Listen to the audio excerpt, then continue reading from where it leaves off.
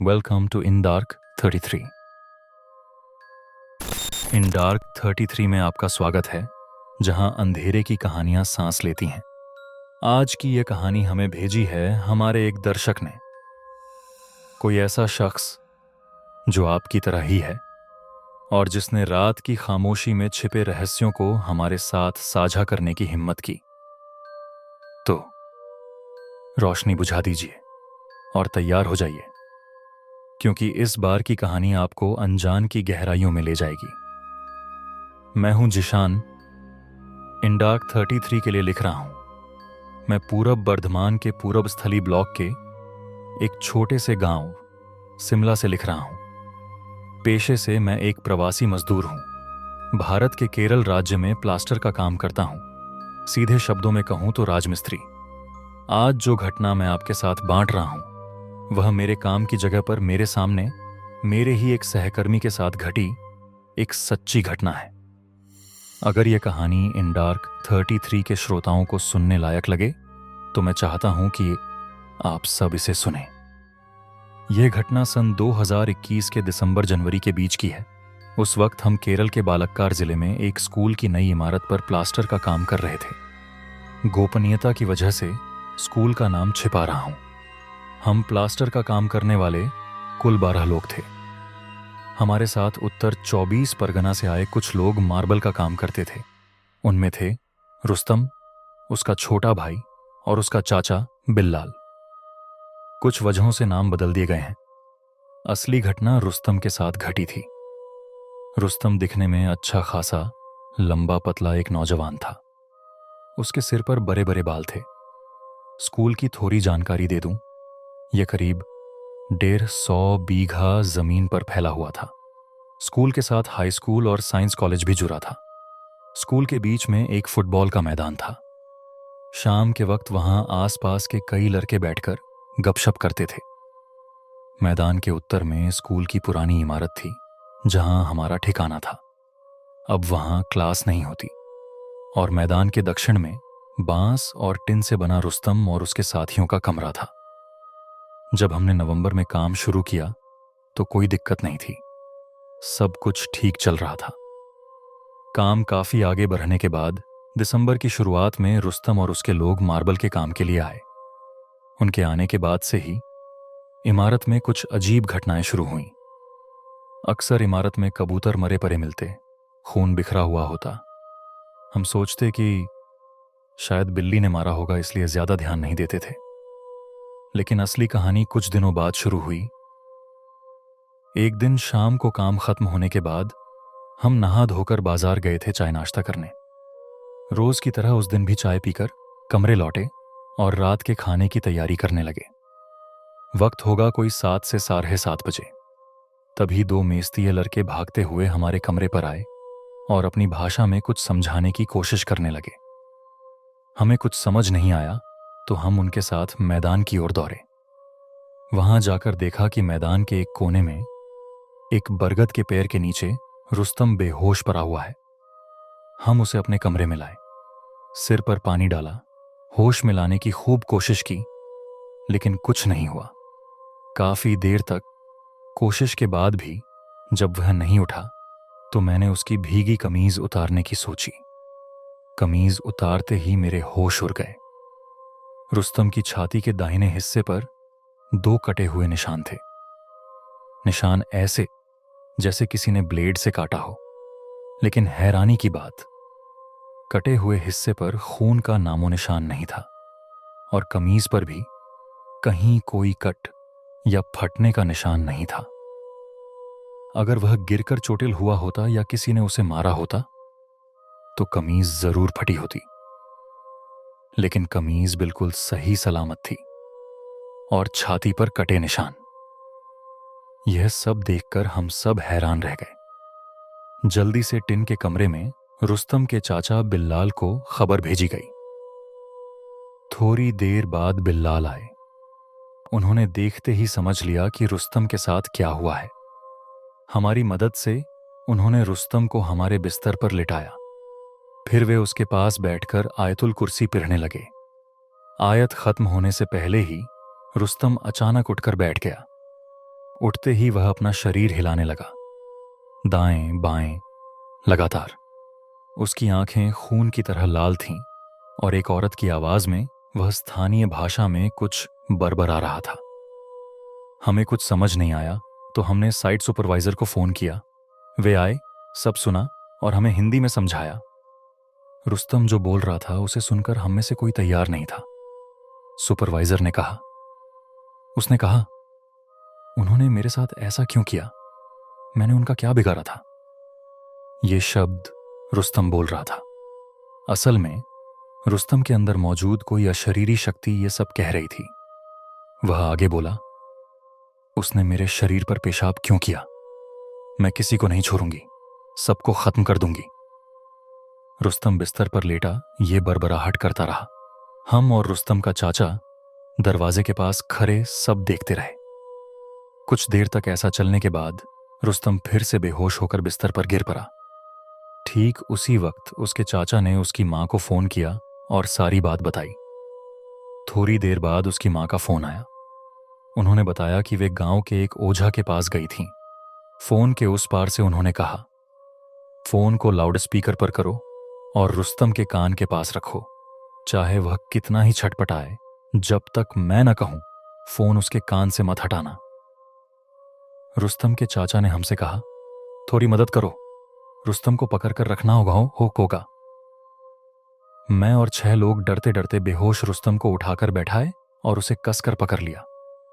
चाचा ने फोन उसके कान के पास रखा। फोन के उस पार से ओझा ने दुआ पढ़ना शुरू किया। दुआ शुरू होते ही रुस्तम के शरीर में मौजूद उस अशरीरी का तांडव शुरू हो गया। उसके हाथ पैर छटपटाने लगे। यकीन नहीं करेंगे, उस हल्के पतले रुस्तम को हम 7 लोग मिलकर भी काबू नहीं कर पा रहे थे। कोई अलौकिक ताकत हमें उछाल देना चाहती थी। लगभग 25-30 मिनट तक यह तांडव चलता रहा। फिर रुस्तम दोबारा बेहोश होकर गिर पड़ा। अचानक माहौल सन्नाटे में डूब गया। ऐसा सन्नाटा जैसे सुई गिरे तो आवाज सुनाई दे। सब चुप, कोई कुछ बोल नहीं रहा था। सच कहूं, उस वक्त हम में से किसी में बोलने की हिम्मत नहीं थी। दिमाग में सैकड़ों सवाल घूम रहे थे। यह सब क्या हो रहा है? तभी उस सन्नाटे को तोड़ते हुए फोन के उस पार से ओझा बोले, जितना मुझसे बन पड़ा मैंने कोशिश की, अभी के लिए कोई खतरा नहीं है। उन्होंने आगे कहा, मैं तुम्हारे कमरे को बंधन कर रहा हूं, दुआ पूछ रहा हूं, 4 कीलें लेकर कमरे के 4 कोनों में गाड़ दो। हमने उनकी बात मानकर 4 कीलें कमरे के 4 कोनों में गाड़ दी। फिर उन्होंने कहा, जितनी जल्दी हो सके रुस्तम को घर वापस ले जाओ। अब हमारे मन में सवाल उठने लगे, यह सब क्यों हुआ? वह औरत की आवाज में बोलने वाली अशरीरी कौन थी? रुस्तम ने उसके शरीर पर पेशाब कैसे किया? सैकड़ों सवाल हमारे दिमाग में घूमने लगे। लेकिन मजेदार बात यह है कि इन सवालों का जवाब हमें एक दूसरी अशरीरी ने दिया। उस वक्त रात के करीब 1 बज रहे थे। रुस्तम बेहोश होकर बिस्तर पर पड़ा था। अचानक हमारे कमरे के चारों तरफ आतर जैसी एक खूबसूरत खुशबू फैल गई। हैरानी की बात, हम सब उस खुशबू को महसूस कर रहे थे। ठीक तभी कमरे के अंदर से रुस्तम के चाचा ने हमें अंदर बुलाया। हम अंदर गए तो देखा रुस्तम बिस्तर पर बैठा हुआ है। हम सब उससे थोड़ी दूरी पर फर्श पर बैठ गए। रुस्तम ने हमारी ओर देखकर कहा, अस्सलामु अलैकुम, डरो मत। हमने जवाब दिया, वलैकुम अस्सलाम। पहले हमें लगा कि यह रुस्तम ही हमें सलाम कर रहा है, लेकिन नहीं। उसके चाचा ने समझाया कि हमारे साथ बात कर रहे हैं रुस्तम के बड़े अब्बा। वे रुस्तम के शरीर में आए हैं। उस दिन जब हमने रुस्तम को बेहोश देखा था, तब उसके चाचा को कुछ समझ आया था और उन्होंने आयतुल कुर्सी पढ़ना शुरू किया था। उन्हें लगा था कि शायद रुस्तम के बड़े अब्बा उसके शरीर में आए हैं। रुस्तम के बड़े अब्बा की एक सड़क हादसे में मौत हो गई थी। वे हमेशा रुस्तम के साथ रहते थे। कभी कभी वे रुस्तम की दादी से बात करने के लिए उसके शरीर में आते थे। चाचा ने बताया, आमतौर पर बड़े अब्बा के आने के बाद आयतुल कुर्सी पढ़ाकर रुस्तम को होश में लाया जाता था और सब ठीक हो जाता था। लेकिन आज ऐसा नहीं हुआ, क्योंकि आज की घटना कुछ अलग थी। तब रुस्तम के शरीर में मौजूद उसके बड़े अब्बा ने सारा रहस्य खोलना शुरू किया। रुस्तम की आवाज में वे बोले, रुस्तम इस इमारत में आने से पहले एक दूसरी इमारत में काम कर रहा था। वहीं से इस घटना की शुरुआत हुई थी। उस इमारत में 2 स्थानीय लड़कों ने एक लड़की के साथ बलात्कार करके उसे मार डाला था और वहीं छोड़ दिया था। बलात्कार के 1 साल बाद रुस्तम वहां काम करने गया। अनजाने में रुस्तम ने उसी जगह पेशाब कर दिया जहां उस लड़की को मारकर फेंका गया था। इस वजह से उस लड़की की आत्मा रुस्तम से नाराज हो गई और उसे नुकसान पहुंचाने की कोशिश करने लगी। उन्होंने आगे कहा, जब तक रुस्तम इस कमरे में है वह लड़की की आत्मा उसे कोई नुकसान नहीं पहुंचा सकती। ओझा ने हमारे कमरे को बंधन कर दिया है। उन्होंने हमें स्कूल के पुराने बाथरूम इस्तेमाल करने से मना किया जो हम अक्सर यूज करते थे। आखिर में उन्होंने हमें सलाम करके रुस्तम के शरीर से विदा ली। रुस्तम फिर से बेहोश होकर बिस्तर पर गिर पड़ा। आखिरकार वह रात खत्म हुई। आज भी उस रात को याद करके मेरे रोंगटे खड़े हो जाते हैं। 3 दिन बाद रुस्तम का बड़ा भाई गांव से आया। उसने रुस्तम के हाथ में एक ताबीज पहनाया। उसी दिन रुस्तम का बड़ा भाई, चाचा और छोटा भाई उसे लेकर गांव के लिए निकल गए।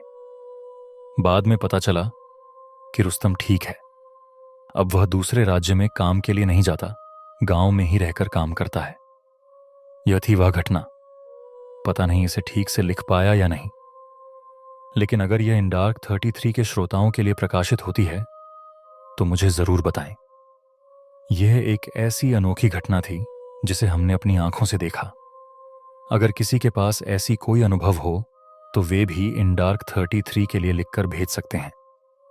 यह घटना मुझे अविश्वसनीय लगती है, पर सच है। रुस्तम के साथ जो हुआ, क्या वह वाकई किसी अशरीरी का काम था या उसके मन के डर का नतीजा? बड़े अब्बा का आना और वह अतर की खुशबू, इन सब के बारे में सोचकर मेरे मन में एक अजीब सा एहसास जागता है। आप क्या सोचते हैं? क्या ऐसा अनुभव सिर्फ डर की वजह से होता है या इसके पीछे कोई गहरा रहस्य छिपा है? मेरे लिए यह कहानी सिर्फ डर की नहीं, बल्कि एक अनजानी शक्ति के होने का सबूत है। तो प्रिय श्रोताओं, अब हम चलते हैं अगली घटना की ओर, जो हमें भेजी है शुभंकर राय ने। मेरा घर पूरब बर्धमान जिले के बेलुन नाम के एक छोटे से गांव में है। आज जो घटना मैं आपके साथ बांट रहा हूं, वह मेरे दोस्त कौशिक हाजरा के चाचा के साथ घटी थी। ताकि सब आसानी से समझ सकें, मैं यह कहानी चाचा की ही जुबानी बयान कर रहा हूं। अगर यह घटना इन डार्क 33 के श्रोताओं को सुनने लायक लगे तो मैं चाहता हूं कि आप सब इसे सुनें। बचपन से ही मुझे मछली पकड़ने का बहुत शौक था। जरा सी बारिश होती और मैं नदी की ओर मछली पकड़ने दौड़ पड़ता। हमारे गांव के घर के पीछे एक बड़ा सा झाड़ीदार इलाका है। उस झाड़ी के बीच से नदी के किनारे तक जाने के लिए एक पतली सी पगडंडी है, जिसे झाड़ियों को काटकर बनाया गया था। वह झाड़ी इतनी घनी थी कि दिन के उजाले में भी वहां सूरज की रोशनी नहीं पहुंचती थी। झाड़ी को देखकर जितना डर लगता था, उससे कहीं ज्यादा डरावनी कहानियां इसके बारे में सुनी जाती थीं। वे कहानियां कितनी सच थीं, यह तो मुझे नहीं पता, लेकिन अपने खुद के अनुभव से जो मैं बता रहा हूं, उसे याद करके आज भी मेरे रोंगटे खड़े हो जाते हैं। यह घटना बरसात के दिनों की है। सारी रात लगातार बारिश होती रही थी। सुबह नींद से उठकर दांत साफ करते हुए मैं नदी के किनारे गया तो देखा ढेर सारे लोग मछली पकड़ रहे हैं। मैं जल्दी से घर लौटा, अपनी छड़ी और जाल लिया और मछली पकड़ने की तैयारी करने लगा। जाल ठीक करने में ही दोपहर हो गई। मछली पकड़ने के नशे में मैं इतना डूब गया था कि कब शाम ढलकर रात का अंधेरा चारों तरफ फैल गया, मुझे पता ही नहीं चला। हल्की हल्की बारिश हो रही थी और साथ में ठंडी हवा चल रही थी। अचानक जाल में एक हल्का सा झटका लगा और उसी वक्त जोरदार बिजली कड़की। बिजली की चमक में मैंने देखा कि मेरे जाल में एक विशाल गजारी मछली फंसी है। खुशी और उत्सुकता में मैं बेकाबू हो गया। इतनी बड़ी गजारी मछली मैंने पहले कभी नहीं देखी थी। चारों तरफ गौर से देखा तो पता चला कि आसपास कोई इंसान नहीं है। शायद शाम होने से पहले सब चले गए थे। मुझे भी शाम से पहले लौटने को कहा गया था, लेकिन मन में सोचा न आने से अच्छा ही हुआ। बारिश अब तेज होने लगी थी। शरीर में ठंड सी महसूस हो रही थी। जाल में ढेर सारी मछलियां फंस रही थीं। भूख लगी थी, लेकिन मछली पकड़ने का जुनून ऐसा था कि मैं उसमें खोया हुआ था। तभी जाल में कुछ बड़ा सा फंसने का एहसास हुआ। मैंने जाल को खींचा, लेकिन रस्सी टूट गई और मैं पानी में जा गिरा। जल्दी से पानी से बाहर निकला और फिर से सब कुछ मजबूती से बांधा। इस बार मैंने गौर किया कि जाल से कुछ शिर शिर करता हुआ मेरी ओर बढ़ रहा है। सोचा जरूर कोई बोयाल मछली होगी। मैं उत्सुकता से इंतजार करने लगा कि वह जाल में पूरी तरह कब फंसेगी। जैसे ही वह जाल में पूरी तरह आई, मैंने अपनी सारी ताकत लगाकर जाल को दबाया, लेकिन बांस की रस्सी फिर से टूट गई और मैं दोबारा पानी में गिर पड़ा। ठीक उसी वक्त एक चीज ने मुझे चौंका दिया। कुछ देर पहले जिसे मैं मछली समझ रहा था, वह मछली नहीं थी। पास से देखने पर समझ आया कि यह एक लाश थी। मैंने गौर किया कि उस लाश के दोनों कंधों का मांस सड़ चुका था। आंखों की जगह दो बड़े बड़े गड्ढे थे। सड़ी हुई लाश की गंध से मेरा दम घुटने लगा था। अचानक मुझे लगा कि वह लाश मेरे बाएं हाथ को जोर से पकड़ रही है। मैं इतना डर गया था कि उस डर को बयान नहीं कर सकता। एक लाश मेरे हाथ को इतनी ताकत से कैसे पकड़ सकती है? मैं जैसे पत्थर हो गया था। मेरे शरीर की सारी ताकत किसी ने चूस ली हो। लाश मुझे गहरे पानी की ओर खींचने लगी। मैंने अपने दाहिने हाथ से जाल के खूंटे को कसकर पकड़ लिया और भगवान का नाम जपने लगा। एक जोरदार झटका मारा और लाश ने मेरा हाथ छोड़ दिया। बड़ी मुश्किल से मैं रेंगते हुए किनारे पर आया। तब तक बारिश बहुत तेज हो चुकी थी। बारिश की आवाज के साथ ऐसा लग रहा था जैसे 1000 बच्चों की रोने की आवाजें गूंज रही हों। डर ने मुझे पूरी तरह जकड़ लिया था। फिर भी मैं खुद को झूठी तसल्ली देने की कोशिश कर रहा था। मैंने अपनी सारी ताकत लगाकर मां को पुकारने की कोशिश की, लेकिन गले से सिर्फ भैंस भैंस की आवाज निकली। जो थोड़ा बहुत निकला वह हवा के शोर में दब गया। अब वहां एक पल भी रुकना मुमकिन नहीं था। मैंने जाल को मजबूती से बांधा और मछलियां रखने वाली थैली की ओर बढ़ा। तभी थैली के अंदर से एक अजीब सी आवाज आई। कांपते हाथों से थैली को खोला और उसी वक्त बिजली कड़की। उस रोशनी में थैली के अंदर जो दिखा, उसके लिए मैं बिल्कुल तैयार नहीं था। थैली में रखी गजारी मछली बाकी छोटी मछलियों को चबा चबा कर खा रही थी। यह नजारा देखकर मैं खुद को संभाल नहीं पाया। पूरी ताकत से दौड़ना शुरू कर दिया। किसी तरह घर के आंगन में पहुंचा और वहीं बेहोश होकर गिर पड़ा। जब होश आया तो देखा कि मैं बिस्तर पर लेटा हूं। मां, बाबूजी, पड़ोसी सब मुझे देखने आए थे। मैंने सारी घटना खुलकर बताई। सब सुनकर हैरान रह गए। उनकी हैरानी तब और बढ़ गई जब उन्होंने मेरे हाथ पर वह निशान देखा। मेरे हाथ पर अभी भी उस लाश की पकड़ का दाग था। और सबसे अजीब बात यह थी कि नदी के किनारे छोड़ी गई उस थैली में न छोटी मछलियां थीं, न गजारी मछली। सुबह देखा तो थैली में सिर्फ मछलियों की कांटे भरे पड़े थे। उस घटना के बाद मुझे 7 दिन तक बुखार रहा। बाद में इलाके के एक ओझा के पास जाकर जल पड़वाया और ठीक हुआ। उस दिन के बाद मैंने कभी रात को नदी पर मछली पकड़ने की हिम्मत नहीं की। दोस्तों, शुभंकर राय की यह कहानी आपको कैसी लगी? कमेंट करके जरूर बताएं। इस कहानी को सुनकर मेरे मन में सवाल उठते हैं। वह लाश क्या थी? और वह गजारी मछली जो बाकी मछलियों को चबा रही थी, वह कहां गई? थैली में सिर्फ कांटे रह जाने का रहस्य मुझे सोचने पर मजबूर करता है। क्या गांव के इस सुनसान नदी किनारे सचमुच कोई अतृप्त आत्मा भटकती है?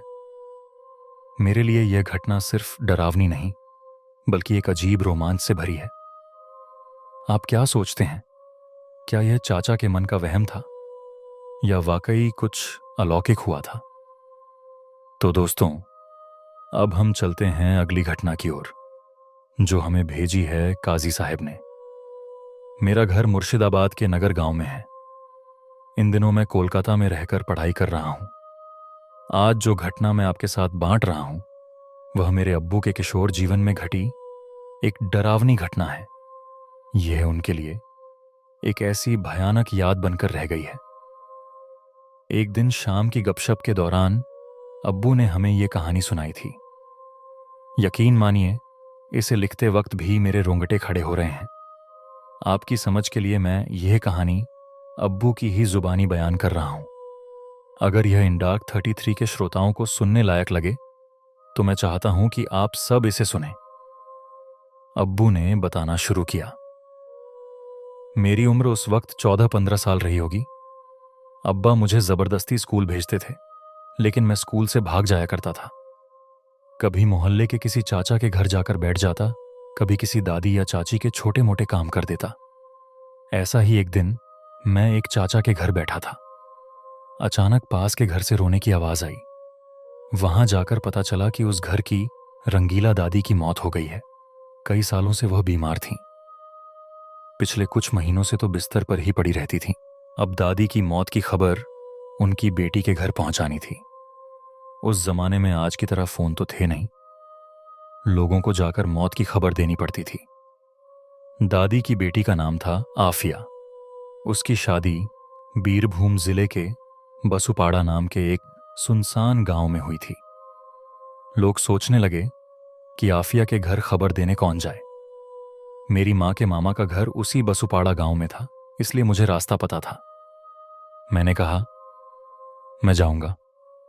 तब एक चाचा बोले, पहले अपने घर वालों से पूछ कर आ। मैं घर की ओर गया तो सही, लेकिन अगर बताता तो कोई मुझे जाने नहीं देता। इसीलिए मैं अपने छोटे चाचा के घर गया और उन्हें बता दिया। चाची ने मुझे एक गमछा, थोड़ा मुरमुरा और बताशा बांधकर दे दिया। मैंने उसे एक लाठी के सिरे पर लटकाया और मरघट वाले घर जाकर बोला, घर से जाने को कहाँ है। तब दादी के एक बेटे ने मुझे 10 रुपए का एक नोट दिया और निकल पड़ने को कहा। जब मैं निकला तो दोपहर के 3 बज रहे थे। बसुपाड़ा जाने के लिए पहले हमारे गांव से बस पकड़कर रामपुर हाट जाना था। वहां से बस बदलकर नल्हाटी, फिर नल्हाटी से 6 किलोमीटर पैदल चलना था। आखिर में एक नदी पार करके बसुपाड़ा गांव। मैं बस से रामपुर हाट पहुंच गया। उस वक्त बसें ज्यादा नहीं चलती थीं। नल्हाटी की बस के लिए रामपुर हाट में करीब 1.5 घंटे इंतजार करना पड़ा। आसमान काफी देर से बादलों से घिरा था। जैसे ही नल्हाटी की बस में चढ़ा, बारिश शुरू हो गई। बस में इतनी भीड़ थी कि पैर रखने की जगह नहीं थी। किसी तरह खड़े खड़े सफर काटा। बारिश जब थोड़ी थमी, तब तक आसमान साफ नहीं हुआ था। चारों तरफ अंधेरा छा चुका था। मैं नल्हाटी उतरा और मेन रोड छोड़कर बसुपाड़ा की ओर जाने वाली सड़क पर चल पड़ा।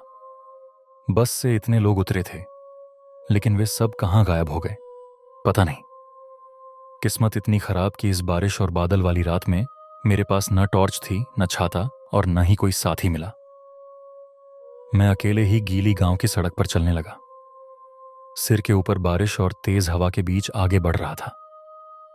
मुझे आमतौर पर डर नहीं लगता था, लेकिन इंसानी फितरत ऐसी होती है कि डर मन के किसी कोने में छिपा रहता है। सही वक्त पर वह सिर उठा लेता है और उसे रोकना मुश्किल हो जाता है। उस दिन मुझे कुछ ऐसा ही लग रहा था। मन के अंदर एक बेचैनी जाग उठी थी। इंसान की आंखों में एक खास ताकत होती है। अंधेरे में कुछ देर रहने पर आंखें उसकी आदत डाल लेती हैं और आसपास की चीजें दिखने लगती हैं। बहुत साफ नहीं, लेकिन समझ तो आ ही जाता है। लेकिन उस दिन अंधेरा कुछ ज्यादा ही गहरा था। ऐसा लग रहा था जैसे किसी ने चारों तरफ अलकतरा पोत दिया हो। खाली मैदान के बीच से चल रहा था, फिर भी एक दमघोंटू अंधेरा मुझे जकड़ रहा था। मेंढकों की टर्र टर्र और सन्नाटा एक दूसरे में घुल मिल गए थे। बीच बीच में अपने पैरों की छप छप की आवाज सुनकर मैं खुद ही चौंक उठता था। कितना चला पता नहीं। एक वक्त ऐसा आया कि मुझे लगा मैं इस रास्ते पर अकेला नहीं चल रहा हूं। मेरी छठी इंद्रिय जोर जोर से चेतावनी दे रही थी कि कोई मेरे साथ चल रहा है। ऐसा लग रहा था कि कोई मेरे पीछे है। तभी मां की कही एक बात याद आई। मां कहती थी, रात को रास्ते पर चलते वक्त कभी पीछे मत देखना। चाहे कुछ भी हो जाए, पीछे मत मुड़ना। जैसे चल रहा है वैसे चलते रहना, भागना भी मत। अब सामने का अंधेरा और गहरा हो गया। चलते चलते ऐसा लग रहा था जैसे किसी गुफा की गहराई में खो रहा हूं। रास्ता कहां गया? मैं इधर उधर देख रहा था लेकिन कुछ समझ नहीं आ रहा था। क्या मैं रास्ता भटक गया? लेकिन यह तो एक टेढ़ी मेढ़ी पगडंडी थी जो नदी के किनारे तक जाती थी। यहां रास्ता भटकने का सवाल ही नहीं उठता। मैं रुक गया, आंखें बंद करके गहरी सांस ली। खुद को समझाने की कोशिश की, इस रास्ते पर चलता रहा तो सही जगह पहुंच जाऊंगा। फिर मन को शांत करके दोबारा चलना शुरू किया। लेकिन तभी ठोकर लगी और मैं कीचड़ भरे पानी में जा गिरा। कीचड़ से उठते हुए चारों तरफ देखा। तभी दूर कहीं जोरदार बिजली कड़की। उस रोशनी में देखा कि मैं रास्ते से बहुत दूर पानी से भरे खेत के बीच अकेला पड़ा हूं।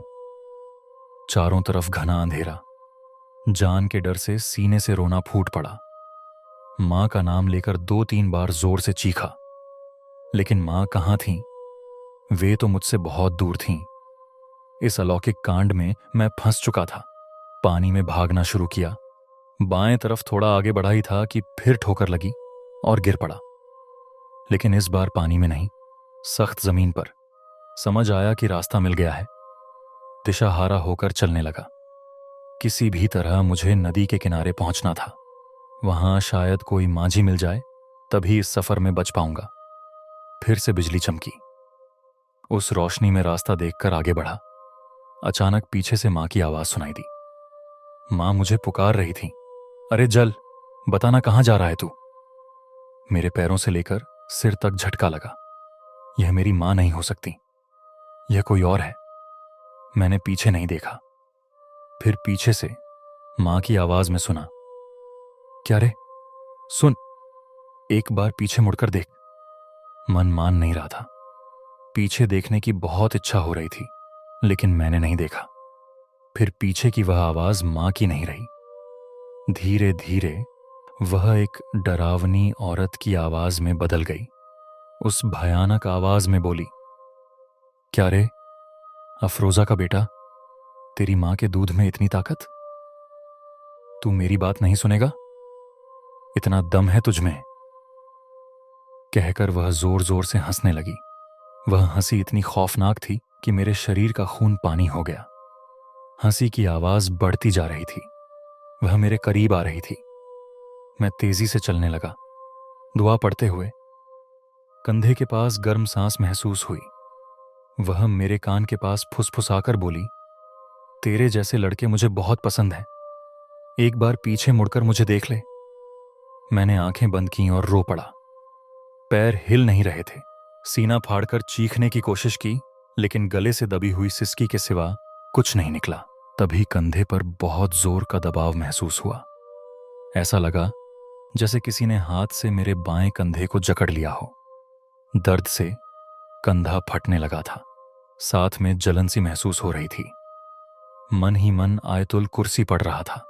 कुछ देर बाद अचानक मैं चलने लगा। गले की आवाज लौट आई। चीख कर दुआ पढ़ने लगा। वह अट्टहास चीख में बदल गया। कंधे का दबाव कम हो गया। दूर से उसी औरत की आवाज में चीख सुनाई दी, अरे जल, तुझे मैं नहीं छोड़ूंगी। तेरे में कितना दम है मैं देखूंगी। फिर सब शांत हो गया। आंखों के सामने का घना अंधेरा छंट गया। बारिश अब नहीं थी, लेकिन तेज हवा बीच बीच में धक्का दे रही थी। दूर नदी दिखाई दे रही थी। मन में सोचा, शायद इस बार बच गया। मैं दौड़ने लगा, जोर जोर से चीख कर पुकारने लगा, कोई है, कोई है यहां? नदी के किनारे पहुंचा तो देखा कोई कहीं नहीं है। कुछ देर खड़े होकर चारों तरफ देखा। सचमुच कोई नहीं था। मन बैठ गया। अब क्या करूं? पीछे वह फिर आई तो क्या होगा? मुझे यह नदी पार करनी ही होगी। नदी में पानी ज्यादा नहीं था, लेकिन रात के अंधेरे में पार करना मुमकिन था क्या? पीछे की उस डरावनी आवाज को याद करके डरते डरते पानी में उतरा। हाथ में लाठी थी, उसी के सहारे आगे बढ़ रहा था। नदी के बीच में पहुंचा ही था कि तेज बारिश शुरू हो गई। पानी मेरे गले तक पहुंच गया। किसी तरह पैर जमाकर लाठी के सहारे चल रहा था। अचानक कंधे के पास फिर वही मरण सांस, कान के पास फुसफुसाहट। तू क्या समझा, कालम का बेटा, तू बच जाएगा, कहकर दबी हुई हंसी में फट पड़ी। मेरे हाथ पैर सुन्न पड़ गए। लगा अब मैं नहीं बचूंगा। अचानक एक जोरदार झटके से पानी के अंदर डूब गया। आखिरी बार हाथ पैर छटपटाए और कुछ हाथ में टकराया। उसे जोर से पकड़ लिया, फिर बेहोश हो गया। जब होश आया तो सुबह हो चुकी थी। कोई झुककर मुझे देख रहा था। धड़फड़ाकर उठ बैठा। वह शख्स बोला, कौन बाप तुम? कहां का घर है तेरा? मैंने कहा, मैं बसुपाड़ा जा रहा हूं मौत की खबर देने। वह बोला, उस पार ही तो थे तुम रात में। तुम किसी तरफ नहीं देखते हुए सीधे नदी में उतर गए। मैंने कई बार मना किया, तुमने सुना नहीं। उसने दौड़कर नदी के किनारे देखा कि मैं डूब रहा हूं। तब उसने एक बांस बढ़ाया। मैंने उसे पकड़ लिया और बच गया। फिर उसने मुझे खींचकर ऊपर निकाला। नदी की ओर देखते ही मेरा सिर चकरा गया। इस तेज बहाव वाली नदी में गिरना मतलब पक्की मौत। उस मांझी ने मुझे नाव में बिठाकर उस पार पहुंचा दिया। तब तक सुबह नहीं हुई थी। बसुपाड़ा जाकर खबर दी। जो खबर पिछले दिन शाम को देने की थी उसे आखिरी बार दे सका। उसके बाद मैं फिर कभी बसुपाड़ा नहीं गया। अब्बू चुप हो गए। पूरे कमरे में सन्नाटा छा गया। मुझे अब्बू के कंधे का वह जला हुआ निशान याद आया। तो वह कोई आम जलन का निशान नहीं था। लोग कहते थे कि यह मन का वहम है। अब्बू तब बोले थे, जिसके साथ होता है इन्हें वही जानता है। किसी और के समझने की ताकत नहीं होती। यह थी मेरे अब्बू के जीवन में घटी उस खौफनाक रात की कहानी। आपको क्या लगता है, क्या यह घटना आपको सोच में डाल गई? इन डार्क 33 के इस एपिसोड में हमने आज 3 हैरान कर देने वाली घटनाएं सुनी। आपको इनमें से सबसे ज्यादा कौन सी पसंद आई? कमेंट करके जरूर बताएं। अगर आपके जीवन में भी ऐसा कोई अनुभव हो तो हमारे साथ शेयर करना न भूलें। हर रात इन डार्क 33 के YouTube चैनल पर नए एपिसोड के लिए हमारे साथ बने रहें। आज के लिए इतना ही। अच्छे से रहें और अंधेरे में थोड़ा सावधान रहें। फिर मिलेंगे किसी नई घटना के साथ।